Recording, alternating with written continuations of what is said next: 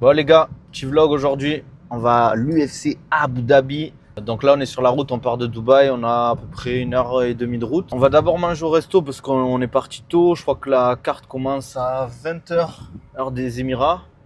Donc là on est parti un peu en avance, on mange tranquille là-bas. Voilà, c'est un petit vlog un peu pour vous montrer comment c'est, les Tchad Arena, la carte, etc. On va essayer de filmer un maximum de choses, peut-être un peu le resto, peut-être un peu ce qui se passe autour de les Tchad Arena et du show. Voilà. Allez, c'est parti les gars.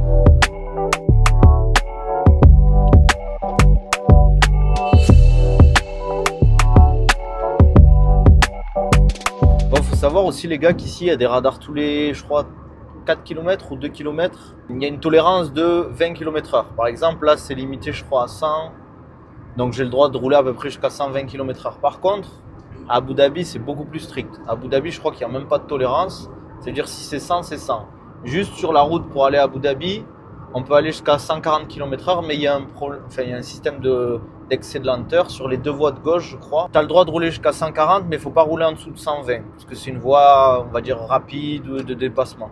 Donc à Abu Dhabi, ils sont très stricts à ce niveau-là, ce qui est pas un problème en soi, quoi. Donc voilà, c'était juste la petite anecdote que je voulais vous faire. Voilà, après on vous montrera un peu s'il y a des trucs intéressants sur la route, mais c'est la ligne droite. En fait, on longe la côte. Abu Dhabi, c'est dans le sud le sud des Émirats.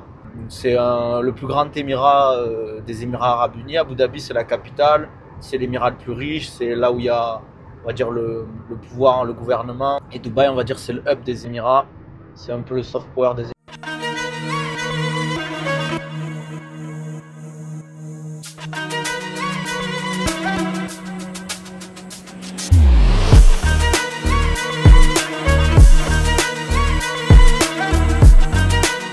On va aller prier, manger au resto. Au niveau de la carte, pour ceux qui ne sont pas au courant, c'est Umar Nurmagomedov face à Cory Sandhagen en main event.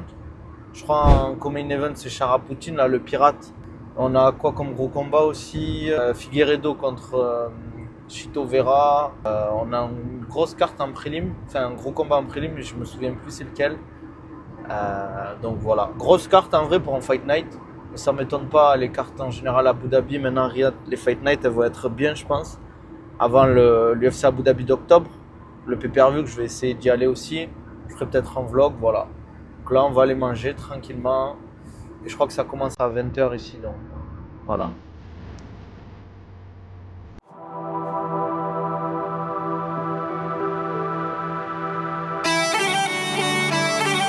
Bon les gars, on est arrivé au resto iranien. On va bien manger, je vais vous montrer ce qu'on va manger. On en a pour à peu près 2 heures. Et après on ira directement à l'Etihad Arena. Je vais être avec mon pote là pour manger. On va faire un petit récap de la carte. Les gars, on va vite fait discuter de la carte. Et après qu'on arrive, je vous montrerai l'arène, un peu comment c'est à l'extérieur. L'intérieur, voilà. Et après, je vous montrerai un peu le show. Et on fera un récap de la carte juste après. Voilà, c'est parti les gars.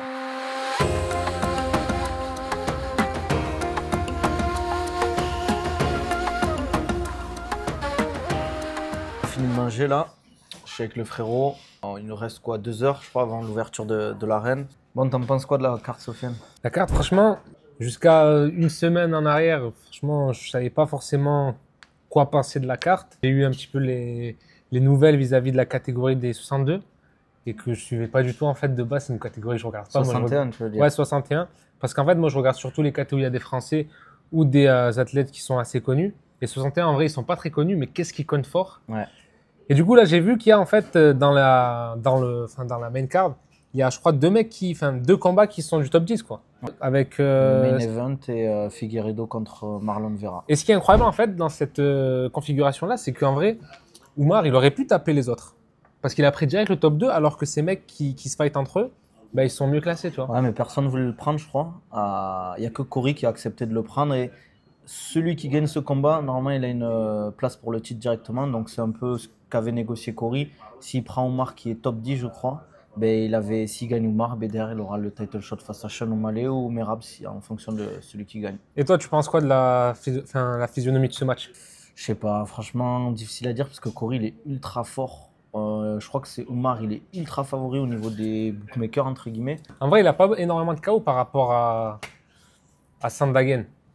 Je sais pas, je crois que. Oumar, il en a deux, je crois. Je crois qu'il a pas tant de KO que ça, mais au final, il finit quand même pas mal ses combats avec les soumissions aussi.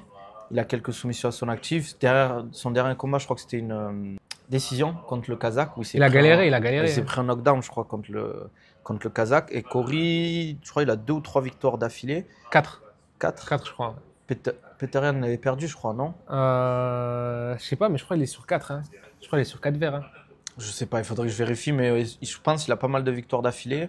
Franchement, c'est un gros combat. C'est un combat qu'on pourrait avoir en pay-per-view. Pas forcément un main event parce qu'il n'y a pas de ceinture, mais un bon co-main event d'une grosse carte pay-per-view. Et on va voir si derrière, Oumar, il va, on va dire, confirmer sa place de prétendant au titre. Derrière, on a un petit co-main event avec Charapoutine. Je crois que c'est un remplacement de dernière minute pour son adversaire. Ouais. Parce que lui, il a annoncé juste après qu'il voulait enchaîner, non? Exactement. Et bon, c'est pas un combat, je pense, de fou, entre guillemets, en termes stylistiques, mais faut voir si derrière il confirme lui aussi, en fait. Mais lui, quand même, il s'est échappé un peu. Pourquoi? Parce qu'après sa victoire, il s'est fait call-out par je sais pas qui. Tu te rappelles pas? Non. Un mec du top 15, je crois. Bonical, peut-être, Ouais, non? voilà. Ouais, Bonical. Mais il est pas classé, Charapoutine. Il est pas... Oui, mais Bonical l'a demandé. Ouais, mais tu vois, ça, c'est bizarre pour moi. Un mec qui est classé, Parce que lui, il voulait. il call out un mec qui est non classé, surtout un striker, pour moi, c'est un aveu un peu de faiblesse. Pour moi, à la limite, je sais qu'à un moment, il avait call out, je crois, Khamzat Chimaev, et ça s'est pas fait. Et qu'est-ce que tu veux, call out Charapoutine, il a 2 victoires, je crois, Ouais, il est à sur 2 là. l'UFC, des mecs pas Il a fait forcément une décision classés. et Ouais. l'autre, il a fini là, le Un dernier. KO, ouais, il a mis un KO, je sais plus, c'est KO KO, ou t'es KO, je crois. T'es KO. je sais plus. Et derrière, un gros combat, derrière, c'est Chito Vera ou Marlon Vera, ça dépend de l'appellation, contre Figueiredo, donc Ça, ça Brésil va être contre sûr. Colombie, je crois. Sans Colombie, C'est je pas crois. Équateur. Peut-être, Ouais, je sais pas, je sais même Équateur pas. ou Colombie, je sais plus. Je suis pas spécialisé drapeau, hein, les gars, vous m'excuserez. Je pense que ça peut être le meilleur combat de la carte. Non, Si. moi je pense que ça va être le main event. Parce C'est que vous, il y a trop de il tension. va être beaucoup plus contrôlé Mais- le main event, tandis que le. Mais le main event, s'il perd, Oumar, il casse tu vois, le record de la famille, là, des 3 lignées, tu vois, la photo qu'on voit à chaque fois Ouais, c'est avec vrai. je sais pas combien de victoires, 0 défaite. Il va casser ça. Bon, on verra bien. Mais moi, je te dis, s'il y a un combat de la soirée, ça va être le Figueiredo contre Chito Et Vera. après, il y a Alvarez-Brenner qui peut être pas mal aussi. Je sais pas, on verra, hein, en vrai. On verra bien. Tu sais quoi? Moi, je dis combat de la soirée, Figueiredo, Marlon Vera. Si je gagne, tu m'offres le prochain resto. Si c'est le main event, c'est moi qui Mais t'offre le attends, prochain il y a un resto. fight qui est élu fight de la soirée. Ouais. Enfin, il peut y en avoir plusieurs, mais je pense que Et ça sera c'est celui-là. sur toute la carte en entière. Ouais. Mais je pense qu'il y en a un, ça sera celui-ci. Et vas-y, tu vois quoi on va dire dans la main card, un petit peu les pronostics que tu as? Alvarez, Brenner, je sais pas si ça se dit Brenner, je vois Alvarez personnellement. Je pense à la décision. Tony Ferguson, je pense qu'il va perdre. Encore une fois, je crois qu'il va être à 8 ou 9 défaites d'affilée. Et Vera, Figueiredo, je vois Figueiredo gagner, même si je pense que ça va être un combat engagé. Charapoutine, je le vois peut-être. Il va passer, il va passer. Ouais, je sais pas. Franchement, j'ai du mal à le voir aller loin, ce mec.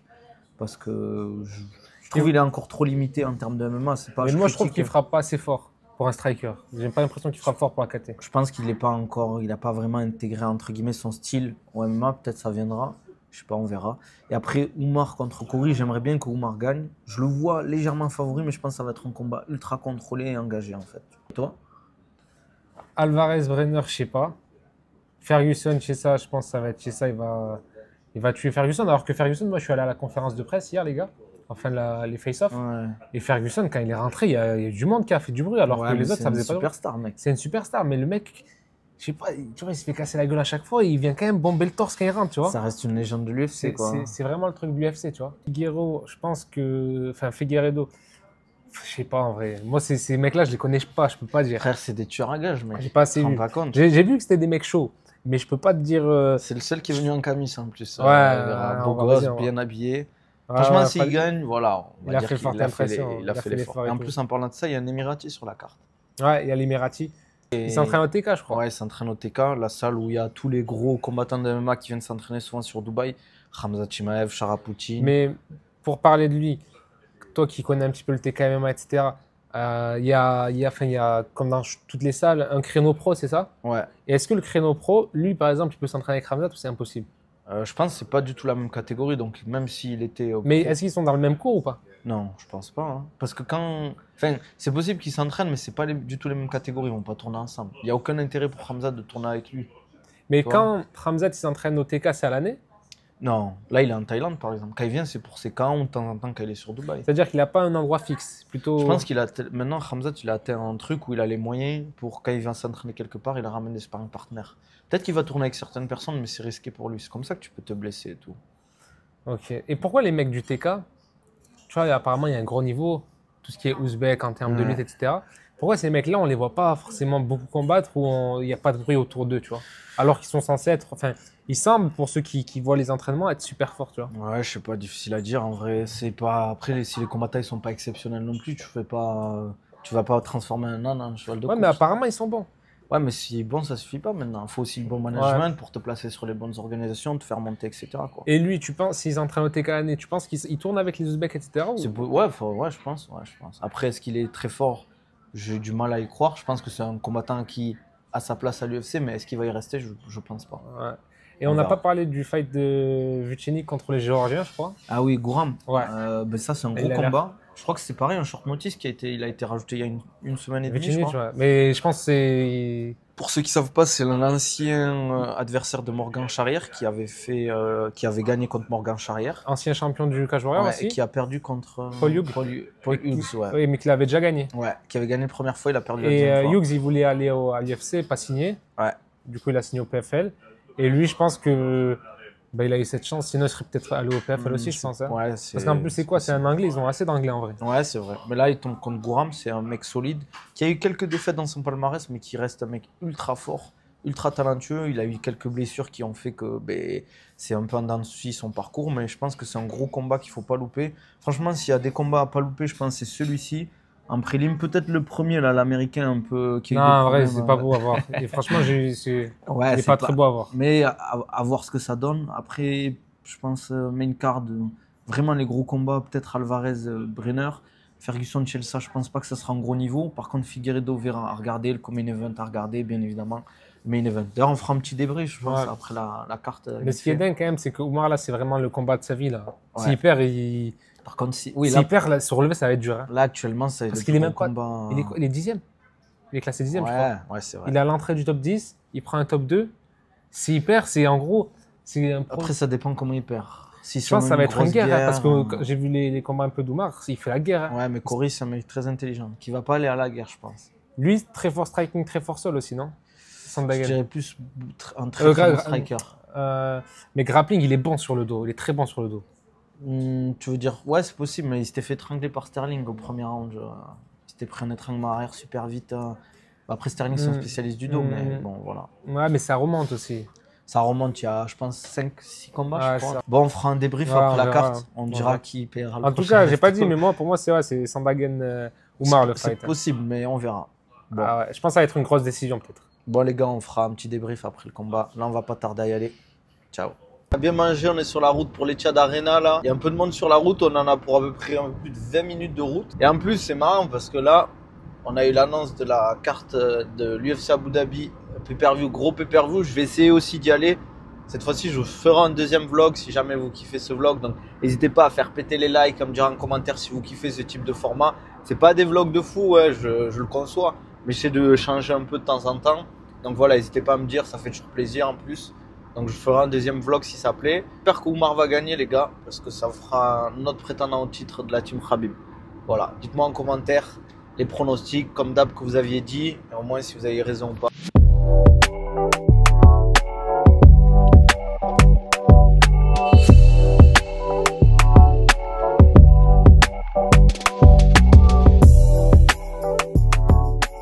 Les gars, on est arrivé à l'Etihad Arena, comme vous voyez derrière moi, on va bientôt rentrer, je crois que ça ouvre à 19 h. Là, on est chaud patate, donc venez, on va voir ça.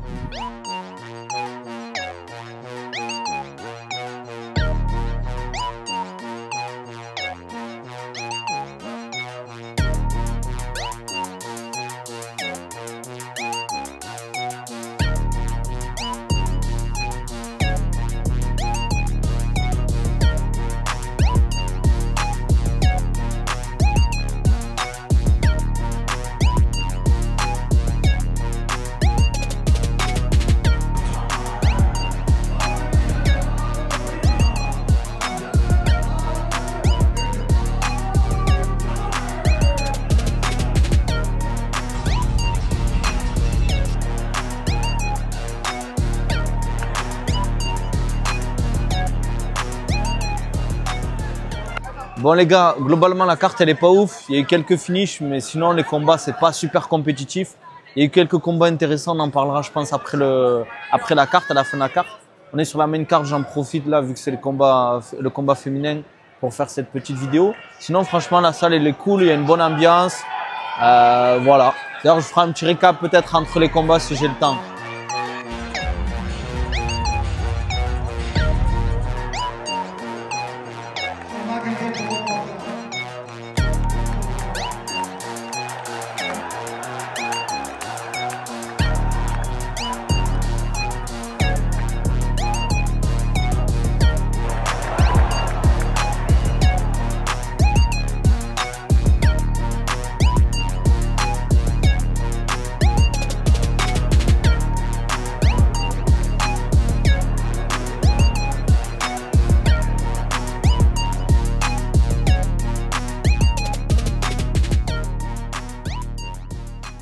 On est sorti, on a fini.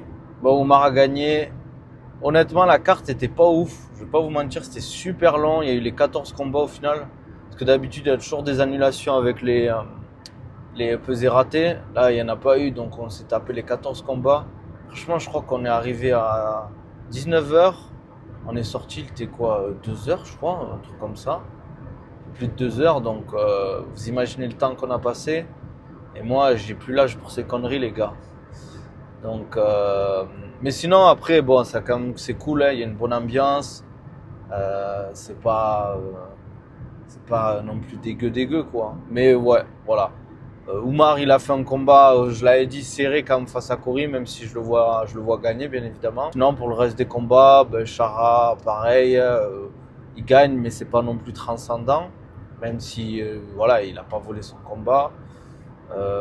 Figueiredo pareil, c'est pas transcendant non plus, mais c'est normal, c'est à haut niveau, c'est dur de faire forcément à chaque fois des grosses dominations.